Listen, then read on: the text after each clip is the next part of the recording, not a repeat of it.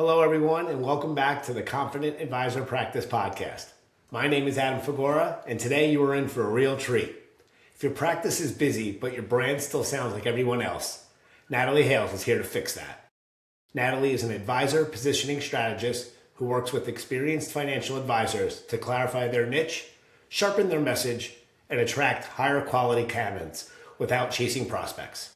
With 15 years in financial services, marketing, and deep compliance experience, she shows advisors how to share bold ideas, document their thinking, tell better stories, and build credible authority in today's noisy AI-driven market. Expect practical frameworks, real examples, and ideas you can apply right away. With that, welcome to the podcast, Natalie. Thank you so much, Adam. I'm so excited to be here. Absolutely glad to have you on the podcast. I know we're in for a real treat with a lot of these questions and tips you can bring along to the advisors here today. I'm happy to share anything I can do to help advisors. Absolutely. So with that, we know a lot of advisors, they're running around, have very busy practices, but sound like everybody else at the same time. Why do you think that disconnect really happens? Yeah, we know that busy doesn't always equate effective, right? Big time. But, there's that feeling. You can't deny that it feels productive. And so, we tend to, and I guess it's more of a marketing term when I say like jump to tactic, because that's what feels good, right? You tend to, when you feel like you have to do something, to jump to something like podcasts or videos or some sort of marketing tactic instead of kind of sitting back and thinking about it from a real strategic side of things, because it feels, busy feels good, right? But it's funny, there's this gap where when you go to work with a marketer, a lot of the times advisors sort of feel like, oh, I'm going to them for my video or my podcast or whatever it is that they specialize in, and they're going to help me out with my strategy. And it's funny because on the other side, this marketer who has expertise in something very tactical is thinking, this advisor is going to come to me and tell me exactly who their ideal client is and who they want to target, their business and what they should be known for so that I can make the perfect podcast, the perfect video. And unfortunately, this like mutual delusion on both sides, right? It leaves this gap in the middle for misunderstanding. And so a lot of the times that leads to generic content, generic language, where they're trying to fill in the gaps quickly, and that's just not what works, right? That's not what resonates with people. And so I truly feel like it is taking those two steps backwards to think about things and to think about your business really strategically so that you can go to these marketing people armed and ready to help them understand your business is the most effective way to go. It's interesting you bring that up because you're right. Advisors are like, oh no, I'm going to go to somebody, they're going to give me all the answers. And then you're right, it's very broad statement at that point. And how do we really narrow it down as much as we can to that standpoint? You talk about positioning before branding and messaging. Can you break that down and why that order really matters? Yeah, definitely. So the reason why, and I guess it kind of goes back to the story, that I just told, that if you just jump to the marketing side of things, you can't exactly explain to someone how it is your message should be articulated, right? According to your brand tone, according to, how to align with who you are and how you want your company, your firm to be perceived. And so you're missing opportunities to help people recognize and remember you when you don't understand your own branding. And unfortunately, you can't even get to branding before you understand exactly what your personal connection is and how to take advantage of that strategic specificity in the marketplace if you don't understand your niche positioning. And so it really is niche positioning or even just having a good understanding of what you want to be known for. You're just positioning. If you don't have that as your foundation, then your branding falls apart. And when your branding falls apart, your marketing falls apart. And so it really is this cascading effect. And it's the reason why having that positioning. So understanding your connection and how that will connect with your ideal target market, as well as, having that strategic specificity to be able to say, these are the problems that I am an expert in and what I'm known for. Without that, or you're kind of on shaky ground. Yeah, I know you've created the niche funnel. When you walk us through that a little bit, what are the key stages advisors should really be thinking about in terms of this niche aspect? Yes. So, it is comprised of those 3 steps, right? You start with niching, then you move to branding, then you move to marketing. But I think the way that I look at niching is a little bit different. And so, because I specialize in helping financial advisors, because I understand the business, I take a look at helping them understand their market positioning from a different view. And so what I do is I help them understand that we're going to start off with your mega market, then get down to your market segment, then get down to your market niche. And I help them understand that your mega market, where a lot of advisors start, is that large category of people, right? Like women or millennials, but you can't stop there, right? No, that can't be a niche.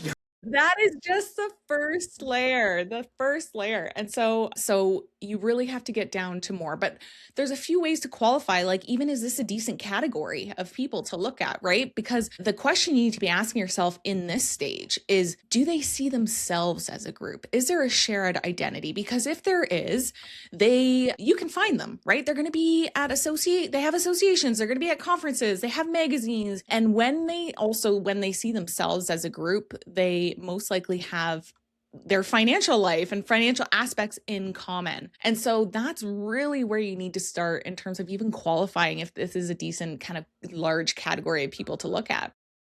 And then you basically need to take that large pie, right? That large category of people and take a slice. And so that's your market segment. And basically what you're looking here is, can you get this down to something you might have in common with these people? Or this, is there some sort of shared experience, shared expertise that, they would value of yours to help you narrow it even further? And I think that this is the natural connection here that you need to be able to explain. And because when this happens, right, like, this is what feeds conversation. This is what feeds kind of that natural human connection, your story, the reason why people will trust you to be able to speak to this product or speak to this specific group of people.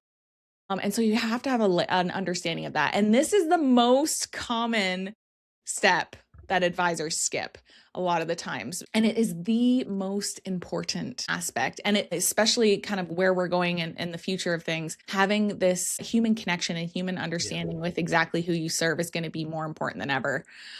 And then finally, that's when you can finally take a sliver of that slice of the pie and get down to your market niche. And that is really kind of taking your natural connection and then understanding the strategic specificity there that you can get down to, and understanding, like, what's the advantage here? Is there some sort of strategic advantage that has to do with geography or demographics or psychographics, something like that, where there is a true need, a true demand for your services?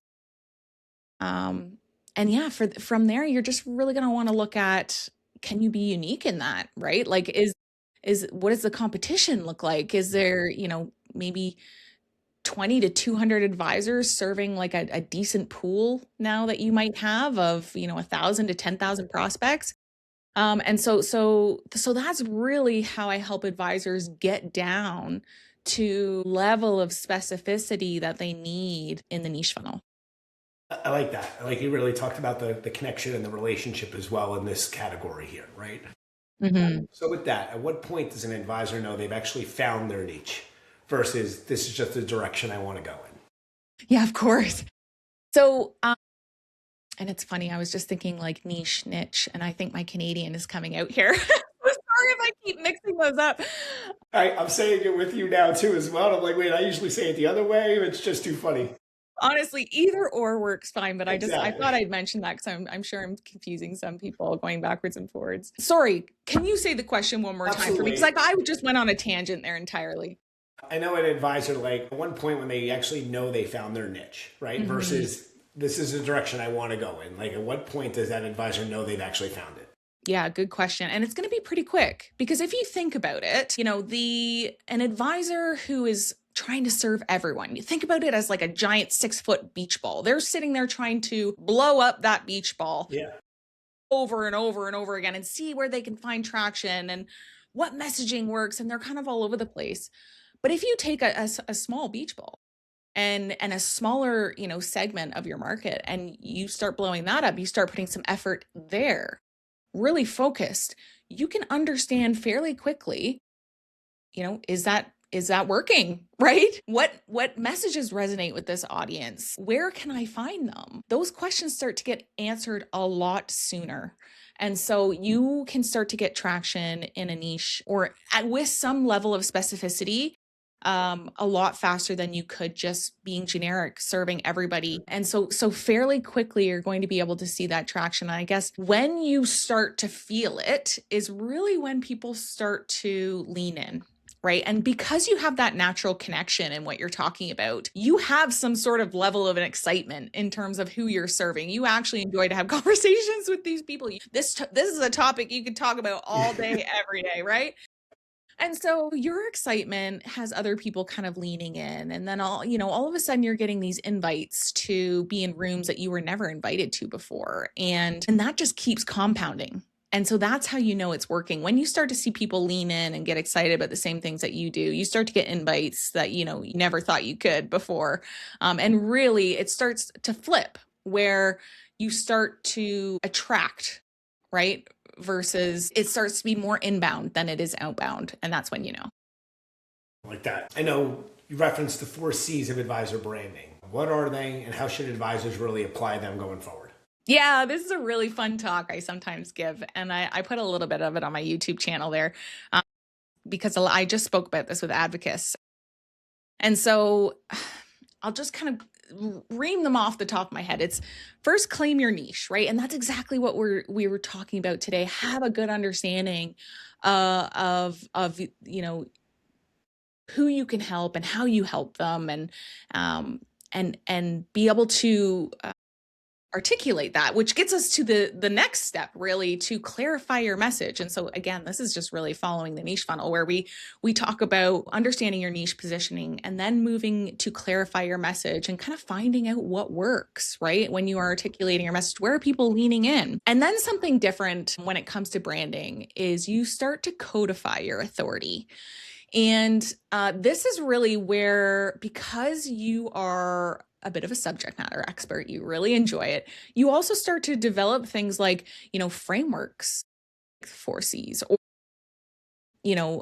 specific topics that you get asked about. And you're able to very easily put your own spin on things and share those experiences and those client stories about what happened.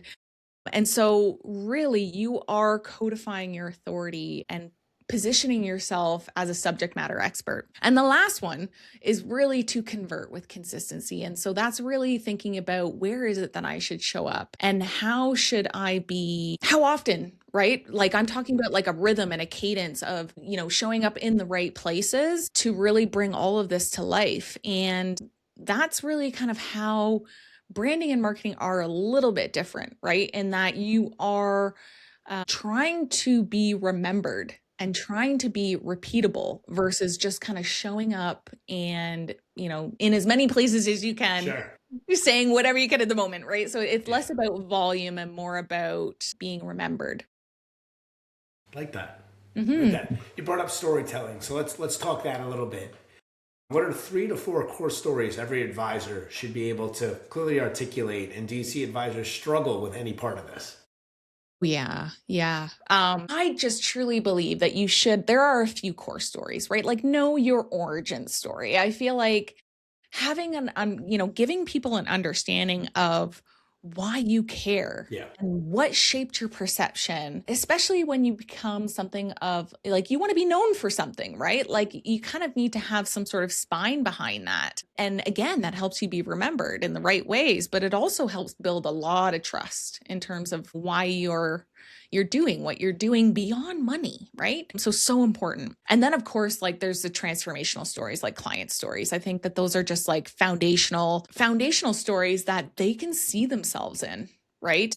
And those happen, like, honestly, in conversation. Those happen when you're sharing examples and talk. Those happen when you're sharing kind of anything via podcast even, right? So those transformational stories are key. And then I do believe that you also need a niche story. You also need to be able to explain why you are especially suited to serve this group of people, or to speak to the subject, to be an expert in this product, whatever it is, but you do need something that backs up that claim. And so that's why it's so important to kind of have those levels of specificity that I was talking about, right? That understanding why you are choosing this larger category of people, understanding why it is that you're choosing to have like a personal connection with these specific people or this specific topic, like, because those are the things that you're going to eventually need to back up why you're doing what you're doing. And so speak to why you are especially, suited. And I think those are really, really core. And I think that there's just some basic trust building stories, right? Some benefits in terms of like why to trust them. And, examples of that are sometimes I talk about my compliance experience and things like that, like working in a larger corporate organization and being trained by compliance. That's not any of my main stories, but it is kind of one of those trust building stories that I use to say like, no, I actually do know what I'm talking about. It's not my first rodeo. Exactly. Exactly. Yeah, exactly. Now, I like that you talked about the know your why. I stress that tremendously with the advisors, right? When they're starting to put together things like this as well. What is your why? What is your passion behind this? You came into this business for a reason, and it wasn't just to make money, right? It wasn't. Obviously, we want that to be somewhat of a factor, but what was the reason you came into this business, and really get the wheels turning in that direction as well? Oh, 100%. That is exactly why I mentioned that first, Adam, because you're so right that is just like a core must story, right? Yeah, and everyone's got a different story around it too. It really can make you that uniqueness too. So yeah, that's it. I want to go kind of switch directions here a little bit, get your thoughts on something. So what's something advisors are doing from a marketing standpoint that is completely misaligned? And you're like, I don't know why advisors are doing that today. Completely misaligned. Well, I mean, I think that there's a lot to be said for search engine optimization for sure. But I think that we're so quickly moving into AEO and not SEO, being more understanding how, large language models like ChatGPT or Perplexity are now searching advisors is so core to where we're going in the future that, you kind of need to very quickly move away from SEO, or at least understand the differences between SEO and AEO, in that, it's no longer about how you're ranked and how often you come up and like how much you're paying.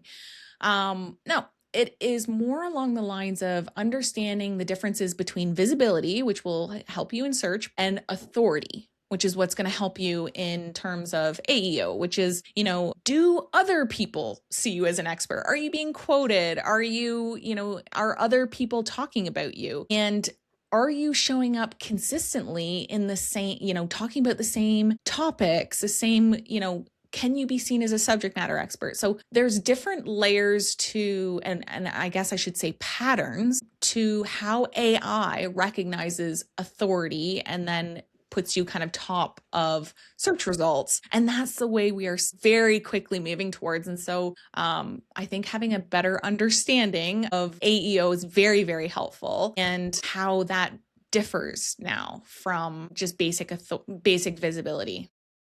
Yeah, I've definitely seen more in tune with the AI world that we're in today, right? Advisors are always bringing up in different instances. One, they don't want to sound so robotic on certain things and they type in a message. So it's how do we make it more personalized and build that connection? Two, it's if I'm not utilizing it, is it going to overtake me? And I always stress the importance. It's not going to get rid of the human connection at all. No. But if you're not using AI, you may be behind the game versus somebody that is. So you got to really take that into consideration as well. For sure. I mean, it's not so much that it is replacing advisors, right? It just means that if you're not kind of quickly adapting, you can more easily get ignored. That's the difference. And so obviously you don't want that. That's the last thing you want. And you're right. Those types of human connection. And what I mean by that, those really kind of decisions that are quite emotional Yeah. or maybe consequential or even irreversible. Those are the decisions that are now going to be most valued in terms of the perception and the judgment that you provide as an advisor, right? And so that it's funny that we talked about like this human side of advising, because that is now, if you think about it, the only part that will matter in terms of the future and the way that we're going. And so having that level of specificity, but then also making sure that in terms of when you get down to your niche and the strategic specificity and the advantage that you're carving out, that speaks to one of these very emotional or irreversible or consequential decisions that businesses go through or people go through. So important. Agreed. Great. Now we have time for maybe one or two more questions. So if an advisor's listening feels unclear or generic right now, what are the first two things they should do and one thing they should stop doing? Yeah. Okay. So I think, it's funny that I think the first thing you should do is something that you should stop doing, really. So kind of combining that first one. So really, I feel like you need to have an understanding of what can be systematized in your business, right? Because there's a lot that we do today that is repeatable, and we need to, use tools to our advantage to make sure that those things that we're using our memory when we don't have to, we're recreating the wheel when we don't have to, right? Like we take those things and we start to systematize them. And because in all honesty, we need to make room, right, to be able to focus on our expertise. And the only way to do that is to kind of get rid of these repeatable tasks that aren't valued, right? And I'm talking like high time goes into some of these things, but they're very low leverage in terms of like what you get out of them in terms of business. And so those are the things that you need to think about systematizing before doing exactly kind of what I've talked about and getting down to those kind of decisions, understanding those three decisions, at least, a minimum of one of these, right? Like who should I be focusing on? What do I want to be known for? And where should I be showing up consistently, right? Like you need to kind of specialize in at least one of these in order to kind of flourish in the future with the way everything's going. And so I really feel like you need to stop doing those tasks that are repeatable and can be done by anybody, and have systems take care of those. And you need to start understanding exactly what your strategic advantage will be in the future and how to leverage that. I like that. Thank you for that. Thank you for all your insight today. I really do appreciate it. How can our listeners today follow up, connect, and learn more about what you're doing? Yes, I love connecting with advisors. So please check out my website, nataliehales.com. There is some more, I talk a lot about, you can see my sprints and my process and kind of what I do with advisors there. But I also have, my speaking page where I've listed some of the podcasts I've been on. And if you want to hear more from me before we chat, then go ahead and book a call. And again, that's nataliehales.com, because I'd love to chat about your specific scenario. Thank you so much for your time here today. That was really helpful. You gave a lot of great insight to how advisors need to be thinking about this from a full process standpoint. So thank you so much for your time here today. My pleasure. Thank you so much for having me. Well, this concludes our episode. Thank you so much for all the listeners. Have a great one. We'll talk to you soon on the next episode of the Confident Advisor Practice Podcast. Have a good one, everyone.